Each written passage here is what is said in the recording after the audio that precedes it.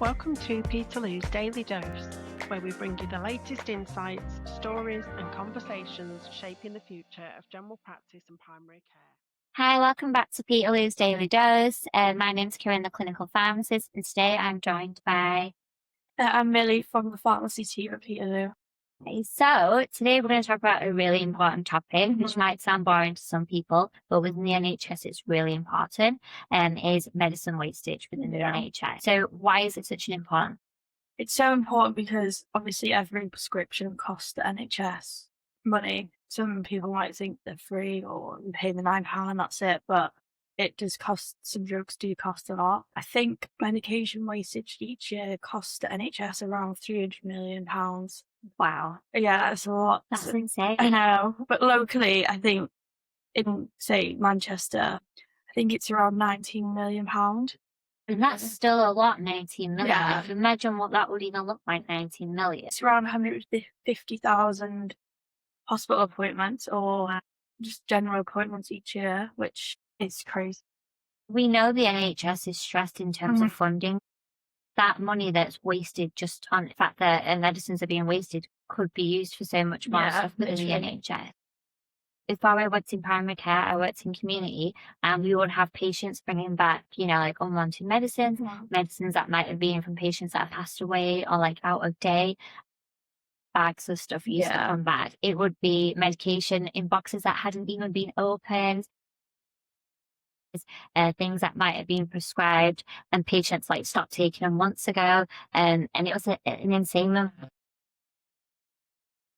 Yeah, well, say I used to work in hospital. It used to be exactly the same. And then when things leave the hospital, you can't then return them, even if they've not been opened. You can't. Yeah, you can't reuse them, can you? You can't guarantee how they've been stored. Yeah, exactly. And from a safety perspective, you just have to get rid of it. But that's the right thing to do, though. If patients obviously aren't going to use medication and stuff, they shouldn't be putting it in the bin. So definitely this should be reviewed. Oh, yeah. Because that's the best way to do it, because then pharmacies and hospitals will safely dispose of it. If patients are putting them in the bin, where are they going to end up? Also, it's important in case when people stop how medications, there's more of a risk of children getting hold of them and finding them. And yeah, it just poses a risk that way as well. So from our surgery perspective, I think the main message for patients is when they're ordering their medication on a monthly basis, they don't have to order everything. So there's some stuff that people don't use every day. So things like your inhalers or your GTN sprays if you have chest pains or constipation medicine. So anything that's when required surgery, we have patients repeat lists, but then we also have something called variable repeat, which means they don't order it every month, just as and when. And I think sometimes patients think if they don't order it every month, it's then just going to go off my record, which definitely isn't the case. And patients as well don't get into trouble. It's not going to order something 1 month. It's not going to like, why is this patient not ordering it? So I think it's important to make patients aware that, just order what you need every month. And as well, patients probably don't want to have cupboards full at home. No. Because some medicines take up a lot of room as well. So definitely just ordering what you need. Yeah. And how do patients normally order their medication? I think the most common way is through the NHS app. And now there's Accurix, that's new to the surgery. Yeah, it's just replaced Patchel, but we can order it that way as well. And also as well, like we know that some of our patients are that good when it comes to technology and apps and stuff. So there is a box downstairs in reception. Yeah. So people, if they like it the old school way, dropping in their repeats like they can do. And if it's a time when the surgery is not open, we have a post box outside as well. So they can drop it off whenever, or even someone can do it on their behalf. And we always say you can order up to 7 days before any prescription's due, and it just means that patients can get it on time. It gives us time to generate the prescription and the pharmacy to order stuff as well, so then they're getting it on time. So in terms of medication, what other stuff can patients do to kind of help with reducing the wastage? So only order when you've run out or you're running out.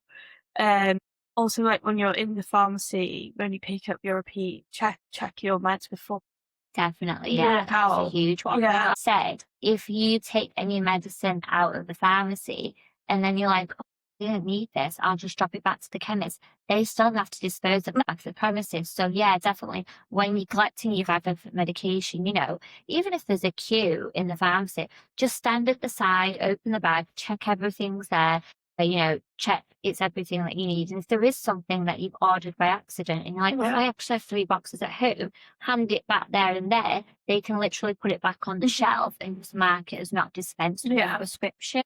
And so that's a great way as well. Another way as well is annual medication reviews, because I feel like if you don't have a medication review, some patients will be taking meds that they don't necessarily need or they don't use anymore. It's just left on the prescription. Definitely. Annual reviews, whether it's your medication review, your chronic disease monitoring with the nurse, or your bloods, they're all really important because, especially for high risk medicines, certain medicines need to be monitored so we know it's safe for the patient to still be using it, because it might be that they need a dose change. It might be that, you know, it's not safe for them anymore. To know that is to do monitoring. And when I say high risk medicines, what do I mean by that? So you've got your DMARDs, which is methotrexate, sulfasalazine.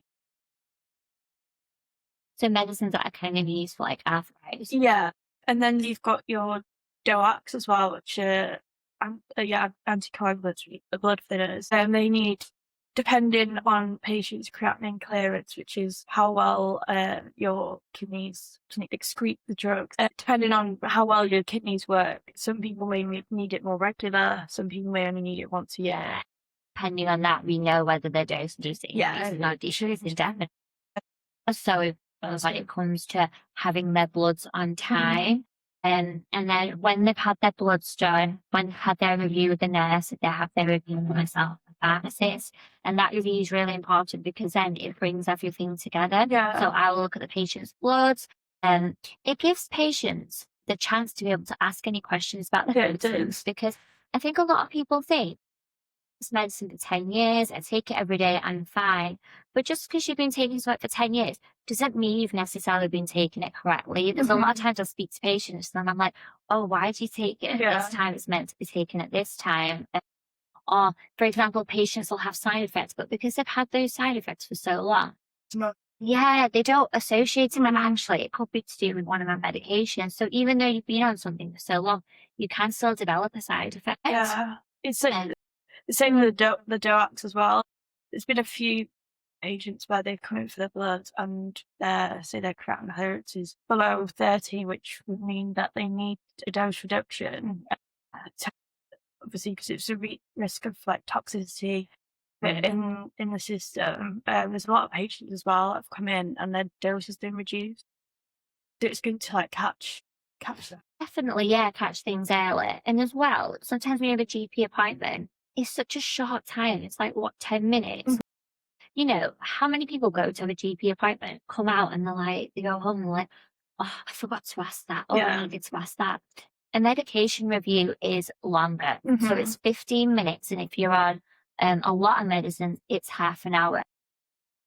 You time to ask those questions. And as well, it allows patients to be more informed about their conditions and their medicines, because at the end of the day, they should be making the decisions as well and not just listening to us and saying, you know, it should be it should be a joint decision. And, you know, when it comes to their care, so medication reviews allow them to have a little bit more knowledge about their medicines and conditions. And as well, we look at deprescribing, which is basically if patients are on a lot of medicines, you know, can we reduce them down? Like something that they might be prescribed 10 years ago might not be valid now. Like there's patients that were prescribed maybe antidepressants. They've retired. The stress has gone away. You know, they feel different now. They don't need the tablets when they were on for high blood pressure or even like diabetes. They've lost loads of weight. They've changed their lifestyle. And now, you know, their blood sugars are fine, their blood pressure. So it's really important to have those medication reviews and have them on time. And at the surgery here, we time everything to your birthday month. So if your birthday is in March, you would have your reviews in March and then you're done for the year. So that's kind of like everything done then for the year. Another thing as well, and medication wastage and things is like antimicrobial resistance. I think that's a big thing. I think last year, I think antimicrobial resistance caused 35,000 deaths in the UK, which is a big amount. And what do you mean when you talk about antibiotic resistance? So it's when basically the germs that make you ill, it's when they build resistance up to the antibiotics that were made to treat them. Yeah. And I think big thing of that is patients wanting antibiotics for viral infections, which you don't need. I think we have that thing, don't we, which we've had for years, that's instilled in us that, we're not well, we go to the doctors, we want a prescription for something. And sometimes if we don't get that prescription, we just think that we're being fobbed off, or, oh no, we're going to have to make another appointment in 2 weeks. But the difference between if something's viral or bacterial is, if it's viral, your own immune system's going to fight it off. Yeah. You need to give it time. If it's bacterial, then you just need an antibiotic. And it's knowing that using an antibiotic when you actually need it and not when you might not need it because you have the resistance to it. And also, I think an important thing is that when you do have antibiotics and it's a 5-day course and you feel better after 2 days, complete the course. Because you might feel better, but there might still be that bacteria there, and that will cause you to have that illness again there because you've not fully treated it the first time. So definitely make sure you complete the course. And that's something we always mention, definitely in community when we would hand prescriptions out. So as part of the pharmacy team, some of the stuff that we do, obviously we look at like the medication reviews and the monitoring. Something we do, not just here but in other surgeries as well, is we look at brand switching within medicine. So I think a lot of patients have probably had messages or they've realised on their prescription that their brand of something might have changed. So we look at brand and generics, which a few people might not know what those are. So the generic drug is the active drug, which is in the branded drug, but because a drug's branded, it's normally more expensive because you've got to pay for the marketing of the drug. And I think it's just a brand thing. You prescribe, when we write on a prescription, for example, diclofenac, that means the pharmacy can give any brand that they've got in of diclofenac. Diclofenac is the drug inside. Voltarol is the brand. So Voltarol would have probably been the first people around to make diclofenac.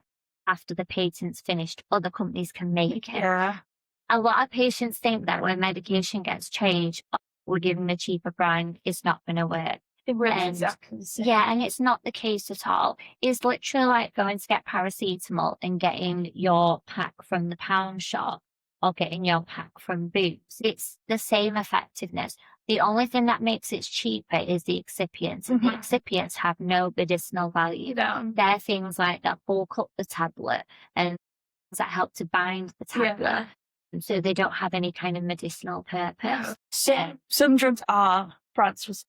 Definitely, so that is important.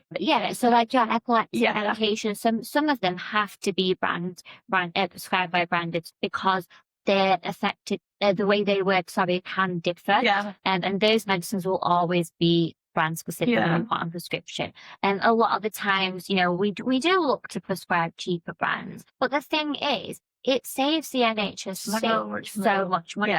So you might think as an individual, if I don't order my meal, what's that really going to do for the NHS? But it's not just one person, it's everyone. It's spreading that education, spreading that information so that if everybody's doing it, that difference we can make is huge. Because at the end of the day, we know there's limited funding in the NHS, but we don't want, 19 million or something you said, on medicine wastage. What could that be used for? That could be used for mental health, more GP appointments. That people are waiting months and months. That could free up so much more appointments. So we want that money to be used and not wasted.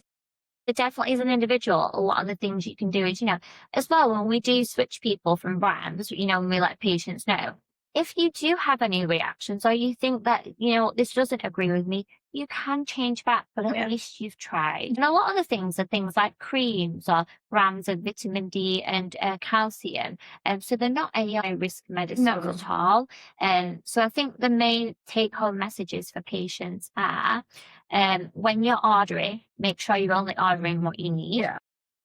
if you do decide to stop taking something because you feel like you're getting side effects or anything, let us know. There's a lot of times I do medication reviews and a patient will be like, oh yeah, stop taking this last year. And I'm like, oh, but you've been ordering it every month since then. And so yeah, definitely, if you do decide to stop taking anything, just let us know. And definitely make sure that be open to trying, if we do decide to change your brand, just try it out. It could be a difference of £30,000 a year if you switched all patients that were on a specific for this GP surgery alone. Could work out to about £30,000. Yeah, depending on how expensive. and if that only went back into the surgery, how many more appointments or services could that be spent on? So yeah, definitely that's something really important that we need to take into consideration.